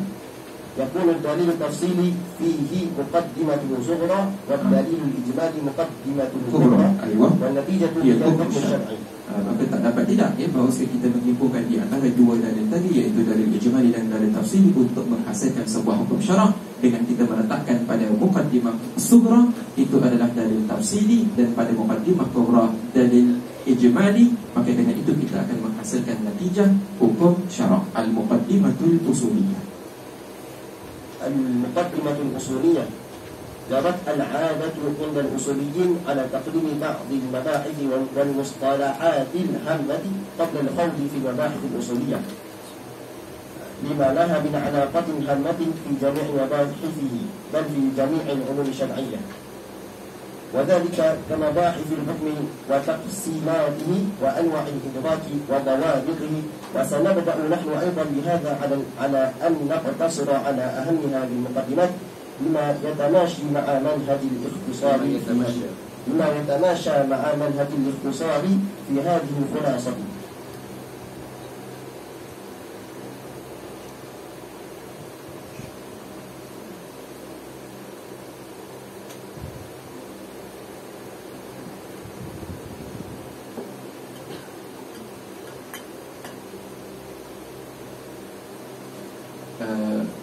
Menjadi adat bagi para usuliyin itu, mereka itu mendahulukan sebahagian daripada mabahis dan musalahat yang penting sebelum memasuki kepada perbahasan usuliyah itu sendiri, di mana di sana ada alaqah yang penting pada sekalian daripada mabahis usul itu, bahkan pada sekalian daripada jami'il ulum syar'iyyah, maknanya setiap ulum syar'iyyah pun membahaskan tentang perkara ini. Wadzalika kama bahithil hukmi wa taqsimatihi, begitu maka demikian itu seperti perbahasan tentang hukum dan pembahagiannya, anwa'il idrak wa dhawabitihi, wa sanabda nahnu aidan ila akhir. Anwa'il idrak, anwa'ul idrak la khilafa baina al-uqala'i fi anna idrakana lil ashya'i yatafawut, fataratan nudriku shay'a idrakan jaziman ghayra qabilan litashkik wa taratan nudrikuhu idrakan ghayra jaziman. Tidak ada khilaf di antara para uqala bahawasanya idrakana, iaitu dapatan kita bagi sesuatu perkara itu ia tafawut, berbeza. Ya, sama. Kita ini berbeza. Kita memahami sesuatu seperti ana memahami sesuatu dan Mia memahami sesuatu itu yang tafawut, berbeza, ya, tidak sama. Hatta kalau ana minum air ini, ana kata manis, dan Mia minum air ini, dia kata manis, adakah idrak manis yang ana dapat itu sama dengan idrak manis yang didapat oleh Mia? Berbeza. Begitu juga dalam kita memahami tentang hakikatul asya' dalam alam ini, tentang masalah ahkam syar'iyyah, dia tafawut, ya. Masalah hadis, ya, tentang penghukuman ke atas hadis sahih, hasan, maudhu', dhaif, ya, itu dia tafawut. Fataratan nudriku syai', terkadang seorang itu dia mendapatkan idrak jazim, yang jazim maknanya ghairu qabil litashkik.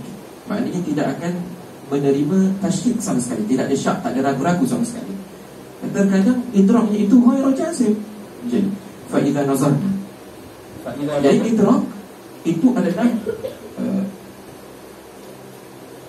wusulun nafsi ila tamamil makna. Idrak ialah wusulun nafsi ila tamamil makna, ila tamamil makna.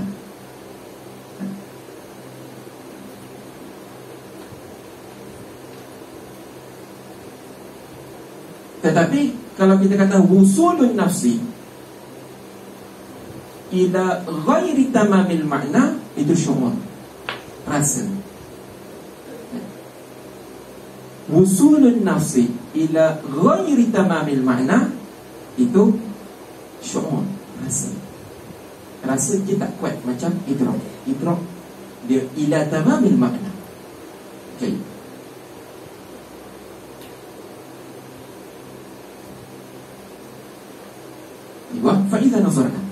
فإذا نظرنا إلى الثلج فإننا ندرك أنه أبيض وإدراكنا لبياضه إدراك يقيني. Okey, tengok. Ya, apabila kita melihat kepada salji dan kita mendapatkan bahawa salji itu putih, dan dapatan kita putihnya itu adalah idrak yaqini, ghairu qabilin litaraddud. Ya, tidak menerima taraddud sama sekali. Maknanya tak boleh, kita tak akan ada rasa putih ke tak putih ni, putih ke tak putih. Tak, memang salji itu turun kepada kita dan dia warna putih. Ya? Maka kita di situ kita tidak ada ragu-ragu, kerana idrak hissi kita memang menunjukkan itu adalah putih. Jadi ini adalah bahas falsafi sikit, falsafi kalami. Idrakul hissi dia yufidu yaqinan, wa amma dia yufidu ilman, itu khilaf. Idrakul hissi, hissi tahu hissi, panca indera, mata kita, telinga kita, sentuh, ini hissi. Jadi kita melihat sesuatu, ini putih, apa dia yufid apa? Yakinan, yakin ini putih. Ini bukan hitam, ini bukan kuning, ini bukan hijau, tapi ini putih, yakin. Tetapi adakah dia itu yufidu ilman? Khilaf bainal Asy'ari wal Jumhur. Dan idrakul hissi tugasnya adalah hadaf kepada idrakul hissi itu, dia hanya untuk mendapatkan wujudnya syai' itu. Maknanya, contohnya, musyahadah saya menyaksikan bahawa putih pen ini. Ketika itu saya meyakini dalam hati diri saya bahawa putih itu ada pada pen. Putih ada pada pen. Contoh di belakang bilik sana ada orang menjahit, ya. Saya meyakini sesuatu, saya meyakini ada orang di sana, ada orang yang melafazkan jeritan itu. Itu idrakul hissi. Maknanya hadaf kepada idrak itu adalah dia mendapatkan kewujudan syai' tanpa, maknanya setelah dia memahami, meyakini wujud syai', tamma hadfuha, sempurna hadaf bagi idrakul hissi. Sekarang untuk mengetahui hakikatu syai' ataupun kaifiyatu syai', itu bukan tugasnya idrakul hissi. Itu bukan tugasnya idrakul hissi. Baik. Idrakun yaqiniyan ghairu qabilin litaraddud. Hatta law qala lana qa'ilun inna tharja aswad bidalil anni uqallibul 'asa allati bi yadi thu'banan wa daraba 'asahu fil ardi fanqalabat ila thu'ban fa inna hadha alladhi ata bihi mimma yushbihu al-mu'jiza لا يجعلنا نتردد في بياض الثلج بل نقول ما أعجب صنع هذا الرجل صنع هذا الرجل إذ قلب العصا إلى ثعبان إلا أن الثلج أبيض ولا نتردد في بياضه أبدا. Kalau seseorang berkata kepada kita, tak, salji ni hitam, kita kata tak, putih, dia kata hitam. Aku ada dalil di hitam. Apa dia? Aku boleh menukarkan tongkat yang ada pada tangan aku ini kepada ular. Maka dia pun campak tongkatnya, maka bertukar menjadi ular. Dia bertukar menjadi ular. Maka adakah dengan dia menunjukkan dalil itu, iaitu dia kemampuannya boleh membuatkan sesuatu perkara yang khariqul adah, itu akan menukar keyakinan kita terhadap salji itu daripada putih kepada hitam? Tak. Hanya kita takjub kepada perbuatannya sahaja. Kita takjub dia boleh mengubah tongkat kepada ular. Kita tidak takjub kepada, dan itu tidak menjejaskan keyakinan kita bahawanya salji itu adalah hitam. Bahawanya salji itu adalah putih. Wala nataraddadu fi bayadihi aydan. فهذا النوع من الإدراك يسمى في الاصطلاح علما، فهو إدراك جازم مطابق للواقع ناشئ عن دليل وهو المشاهدة الحسية بالبصر. Nau'u daripada idrak itu dinamakan istilah, dinamakan ilmu, ya, dinamakan pada istilah ilman, iaitu idrakun jazimun mutabiqun lil waqi' nashi'un an dalilin wa huwa al musyahadatul hissiyah bil basar. Ilmu itu adalah idrak jazim. Maknanya idrak jazim iaitu idrak pemahaman yang jazim, putus. Maknanya tidak ada taradud, tidak ada tasyakkuk pada dia. Mutabiqun lil waqi', yang menepati kepada waqi', nafsul amr. Nashi'un an dalilin, dia itu terbit, keyakinan itu, idrak itu terbit daripada dalil. Apa dalilnya? Iaitu musyahadah. Musyahadah hissiyah ini, mata kita, bil basar. Aywa. Al-ilmu wal idrakul jazimu al-mutabiq lil waqi'i an dalil. Ini kama qaddamna fi ilmi al-kalam. Banyak kali kita sebutkan tentang takrif ilmu itu adalah idrakul jazim al-mutabiq lil waqi' an dalil. Wa amma law ra'ayna shakhsan min ba'id فترددنا هل هو صن من حجر أو إنسان حي، فإما أن يترجح عندنا شيء أو لا، فإن لم يترجح عندنا شيء بأن تساوى الاحتمالان فكان كل منهما 50%، فهذا هو الشك.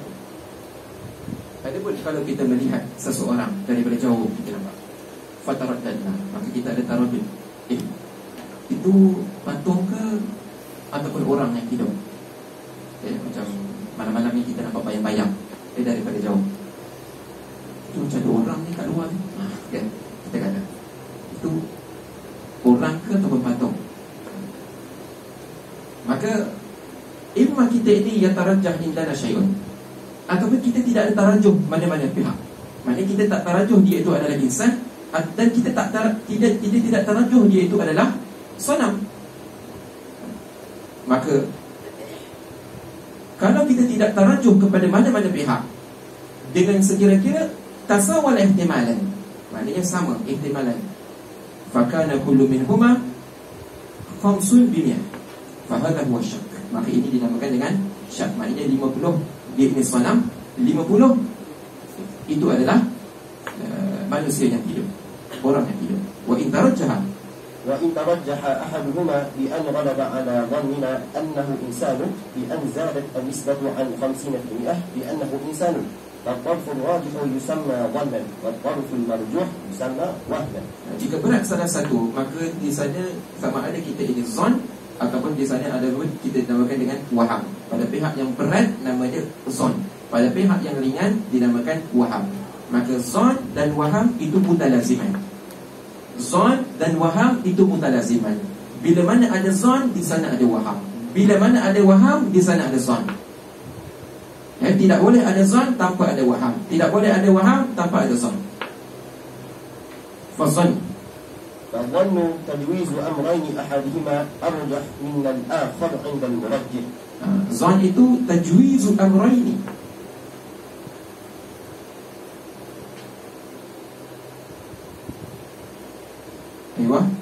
فالراجح منهما هو الظن والمرجوح هو الوهم. Rajah itu adalah yang zan dan marjuh itu waham. والظن تبدأ نسبته من 51% إلى 99%، والوهم تبدأ نسبته من 49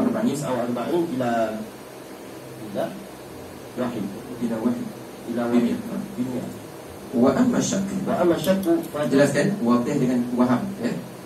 Baik. Wa amma syak فتتساوى فيه النسبتان والاحتمالان لأن كل منهما 50%. Yang pakai cetakan ni betul kan, Ada kesilapan dalam cetakan.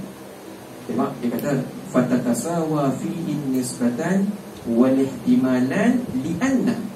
Itu. Jadi bukan wal ihtimal li'anna, wal ihtimalan li'anna kullan minhuma 50%. Jadi ada pun syak, maka sama nisbahnya pada dua pihak, dan dua ihtimal itu sama kerana setiap daripada keduanya itu 50-50. Fa idza wasala al-idrak ila 100 bi 100 fa huwa al-ilm. Maka dia akan sampai kepada ilmu bila mana sampainya idrak itu kepada 100 bi 100. Jadi syak yang disebut di sini itu bukan syak yang disebut oleh fuqaha.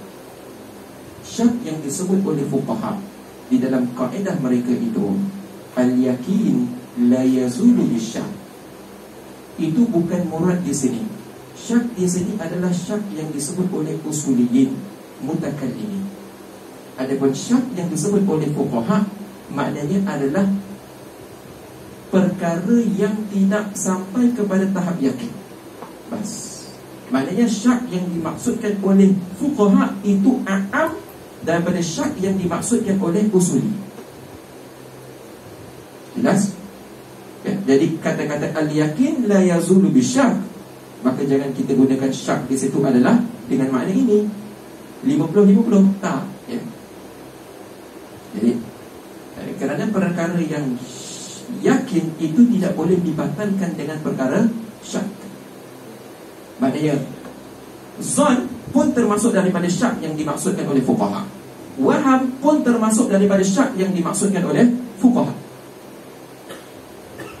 Contohnya, satu orang dia pergi musafir, dia sesat dalam hutan dengan kawan dia 2 orang.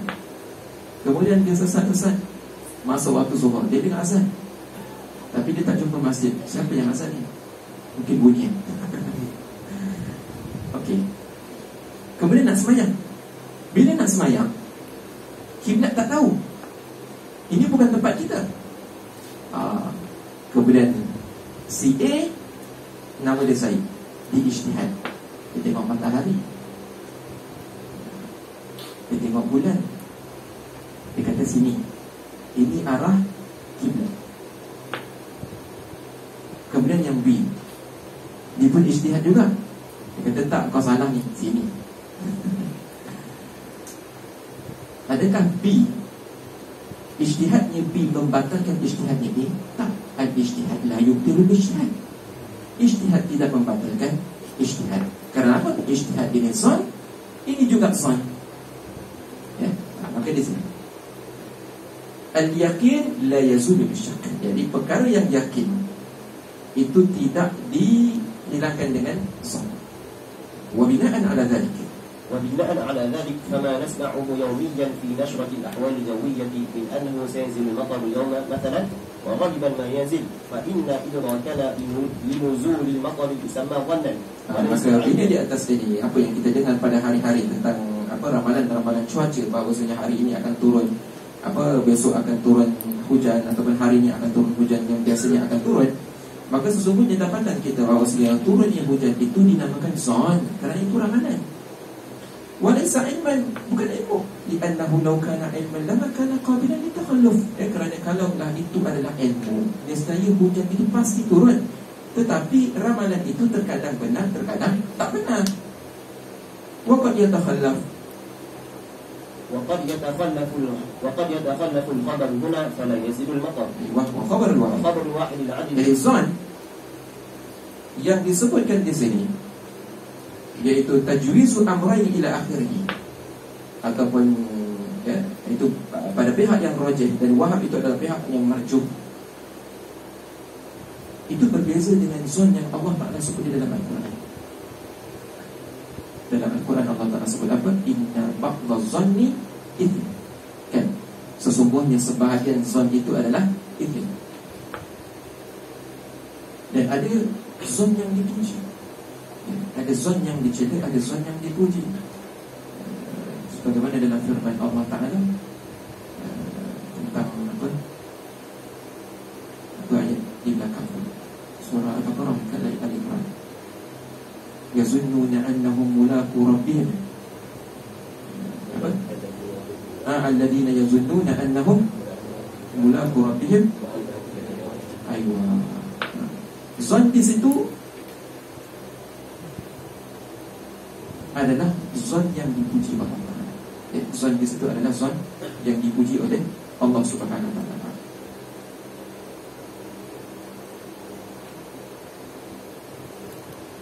نعم. وخبر الواحد العدل يفيد ظنا لا علما لأنه وإن كان عدلا إلا أنه ليس بمعصوم فقد يقع منه الخطأ والنسيان والتوهم وغير ذلك وكل هذا مما يجوز عليه عادة وشرعا وعقلا. خبر الواحد daripada orang yang adil itu memberi faedah zon, bukan ilmu. Li'annahu wa in kana adlan, walaupun orang yang menyampaikan khabarul wahid itu adalah orang yang adil, tetapi dia bukan orang yang maksum, walaupun daripada kalangan para sahabat sekalipun. Kerana sahabat itu dia qad akhta, qad yukhti, terkadang dia itu boleh salah, terkadang dia boleh lupa. Faqad yaqa'u minhu al-khata' wan nisyan wa tawahhum wa ghairu zalik. Wa kullu hadha mimma yajuzu 'alayhi 'adatan wa syar'an wa 'aqlan. بينما نجد أن الخبر المتواتر يفيد العلم ولا يقبل التردد لأنه رواه جماعة عن جماعة وحيد العادة توافقهم على الكذب واستندوا لأمر المحسوس. بينما نجد bagi kita mendapat bahawasanya khabar mutawatir itu yufidul ilm wala yaqbalu taraddud, dan dia tidak menerima taraddud. Li'annahu rawahu jama'atun an jama'atin, kerana mutawatir itu diriwayatkan oleh sebuah jemaah daripada sebuah jemaah, sebuah jemaah kepada sebuah jemaah, sebuah jemaah daripada sebuah jemaah, terus begitu. Tuhilul adata, mustahil pada adat mereka itu berhimpun di atas untuk berdusta.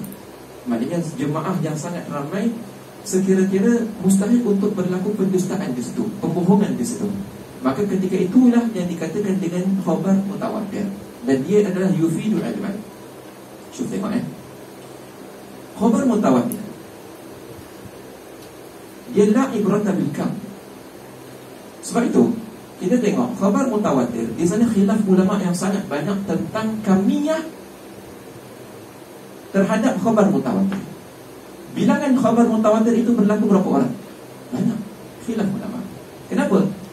Kerana titik tolak mutawatir itu yufidu ilman bukan dengan kam, tetapi dengan kaif. Dengan kaif. Yakni ketika mana kita mendengar khabar daripada seseorang, sejauh mana khabar itu menghasilkan kaif yakini di dalam hati kita, maka ketika itu hasillah ilmu kepada kita, iaitu khabar itu adalah khabar mutawatir. Tetapi selama mana kita menerima sebuah khabar, seseorang dia mendengar khabar, tetapi hati dia tidak menghasilkan sebuah kaif yakini, maka itu itu bukan daripada khabar yang mutawatir. Jadi al-ibrah fil mutawatir al-kaif walal kam.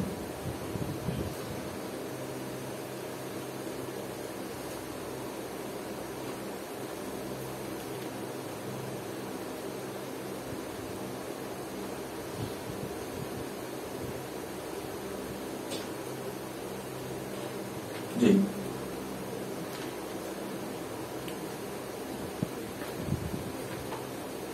وقد يظن بعض من لا علم عنده أن قولنا خبر الواحد يفيد الظن يقتضي أن. Terkadang sebahagian orang yang mereka itu tidak ada ilmu di sisinya, mereka mengatakan khabar wahid itu yufidu zon, itu membawa kepada khabar wahid itu tidak diamalkan dengannya. وهذا وهذا ظن باطل لأن الله تعبدنا بالعمل بما يغلب على ظننا من الأمور التي تحتمل النظر والاجتهاد. Dan zon ini adalah batil. Kenapa? Kerana Allah Ta'ala mentaklifkan kepada kita untuk beramal dengan apa yang zon pada kita. Cukup. Kita tidak diwajibkan untuk beramal kepada apa yang diyakini pada diri kita. Tetapi cukup sesuatu itu sampai kepada tahap zon, maka kita wajib beramal dengan perkara tersebut. Bas. Ya. Ada pun perkataan orang yang menyangka, oh, khabarul wahid yufidu zannan, maka tak wajiblah kita beramal dengan dia. Itu perkataan Mu'tazilah. Orang Mu'tazilah mereka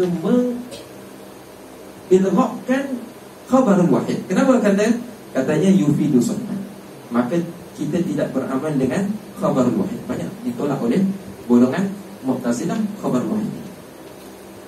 Jadi antaranya perkara-perkara yang berkait dengan ghaibah, iaitu apa tanda-tanda akhir zaman. Ya, banyak khabar wahid daripada Nabi SAW itu ditolak oleh Mu'tazilah, tetapi hakikat daripada apa yang disebutkan oleh Nabi, walaupun itu adalah khabar wahid, itu telah berlaku pada hari ini, menunjukkan bahawa kata-kata ahli sunnah itu benar, bahawasanya khabar wahid walaupun dia itu yufidu zan dan dia diamalkan.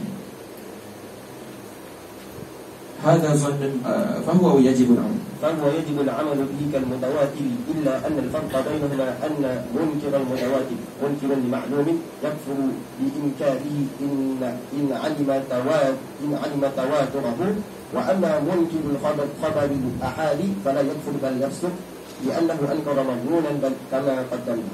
Di sini ada takrir yang saya lihat macam kurang apa? Wallahu a'lam.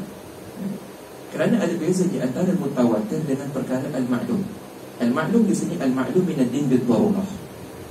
Mutawatir itu bukan al-ma'lum min ad-din bid-darurah.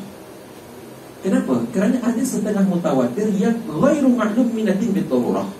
Maknanya bukan perkara semua mutawatir itu diketahui oleh orang ramai. Tak. Jadi yang mungkir lil ma'lum itu yakfur. Seorang yang ingkar kepada perkara al-ma'lum min ad-din bid-darurah itu yakfur. Tetapi orang yang ingkar kepada mutawatir, adakah dia itu kafir? Tak. Ya. Kenapa? Kerana mutawatir, adakah setiap daripada mutawatir itu al-ma'lum min ad-din bid-darurah? Tidak. Ada setengah daripada perkara mutawatir yang bukan al-ma'lum min ad-din bid-darurah. Jadi kalau seseorang itu mengingkari perkara tersebut, yang mana itu adalah mutawatir, padahal itu bukan al-ma'lum min ad-din bid-darurah, itu tidak kafir. Yang kafir itu jikalau itu adalah al-ma'lum min ad-din bid-darurah daripada perkara yang mutawatir. Yakfur bi-inkarihi in alima tawaturahu. Tadi kait itu. Tengok, kait daripada misalnya in alima tawaturahu wa amma munkiru khabaril wahid. Adapun orang yang ingkar kepada khabarul ahad itu tidak kafir, bal yafsuq, bahkan dia itu fasik. Jadi annahu ankara mazmunan kama qaddamna. Wa zulun والظنون تتفاوت تفاوتا كبيرا فتارة تقوى حتى تكاد تصل لدرجة اليقين وتارة تضعف حتى تكاد تصل لدرجة الشك. Zun itu mempunyai beberapa peringkat yang banyak, ya, maka terkadang dia itu sampai hampir kepada yakin, takadu tasilu di darajatil yakin, hampir kepada darajatil yakin. Terkadang dia itu jatuh tad'af sehingga dia itu hampir sampai kepada syak. Hadza wa hadza yadhhabu jaliyan fima ini zahir dengan jelas fima nudrikuhu aywa fima nudrikuhu wa nu'ayinuhu kull hin fi kulli madmunat wa yadhhabu jaliyan wadihan li kulli man ishtaghala bi sunnah. Dan jelas sangat bagi orang yang istighfar dengan as-sunnah, ya, mereka akan, yaitu dengan ilmu hadis, mereka akan jelas tentang perkara ini. ففي بعض أخبار الأحاد يكاد المرء يقطع بصحة الخبر. Pada sebahagian khabar ahad itu hampir seorang itu dia yaqta bisihhatil khabar. Maknanya sahnya khabar itu, maknanya walaupun khabar itu wahid, khabar itu adalah khabar ahad, tetapi dia itu hampir dia yaqta bahawasanya ini khabar adalah sah, iaitu sahih. Wa yulhiquhu bil mutawatir. Nah, wa fi ba'dil halat. وفي بعض الحالات يكاد يقطع بضعفه ويلحقه بالموضوع. Aywa, ya, kadang-kadang dia itu sampai yaqta'u bidha'fihi. Dia maknanya dia itu sangat, khabarul ahad itu sangat lemah sampai dia itu jatuh kepada dhaif. Ya, wa yulhiquhu bil mawdu'.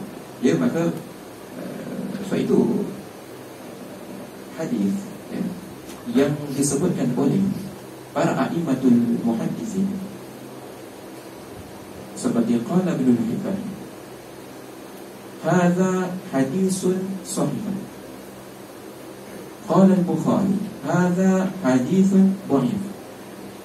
Itu adalah di atas ijtihadnya muhaddis tersebut, di atas ijtihad, yaitu zon daripada mujtahid muhaddis tersebut bahawa hadis ini adalah hadis yang sahih, hadis ini adalah hadis yang dhaif, hadis ini adalah hadis hasan. Setengah orang tak faham benda ni ya. Dia sebab apa? Sebab sahih, hadis, hasan, dhaif itu bukan, dia itu timbul kemudian, iaitu setelah daripada zaman Nabi SAW. Kerana pada zaman Nabi nak sahih apa? Nabi ada depan kita. Yang ada sahih, dhaif ini setelah zamannya Nabi SAW. Dan itu di atas zonnya seorang mujtahid. Sejauh mana dapatan dia, idraknya dia terhadap hadis tersebut, ada setengah, dan itu di atas syarat-syarat beliau ya. Beliau menetapkan syarat untuk hadis itu sahih, ini. Maka hadis ini aku hukumkan dengan sahih di sisi aku. Mungkin di sisi imam yang lain ini dhaif, ini hasan. Mungkin, boleh jadi, boleh. Itu kalau kita tengok setengah orang dikata nak keluarkan, kita nak kumpulkan semua hadis yang sahih ya? Boleh tak? Kita nak kumpulkan semua hadis yang sahih daripada kitab-kitab ni, hadis ni, kita nak buat kumpulan. Tak boleh. Kenapa? Kerana kalau kamu mengeluarkan hadis daripada Sahih Bukhari, sahih di sisi Bukhari itu tak sama dengan sahih di sisi Muslim. Sahih di sisi Muslim tak sama dengan sahih di sisi Tirmizi. Melainkan kamu mempunyai syarat kamu sendiri. Maknanya kamu nak buat kamu punya kitab sahih, kamu kena ada syarat kamu sendiri. Itu maknanya itu sahih di sisi kamu, bukan sahih di sisi Imam Bukhari, bukan sahih di sisi Muslim.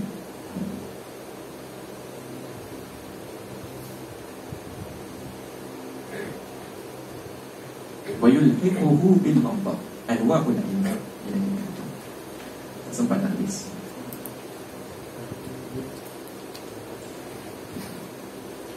Allah subhanahu wa ta'ala a'lam wa billahi taufiq wal hidayah wa ridha wal inayah. Wassalamualaikum warahmatullahi ta'ala wabarakatuh.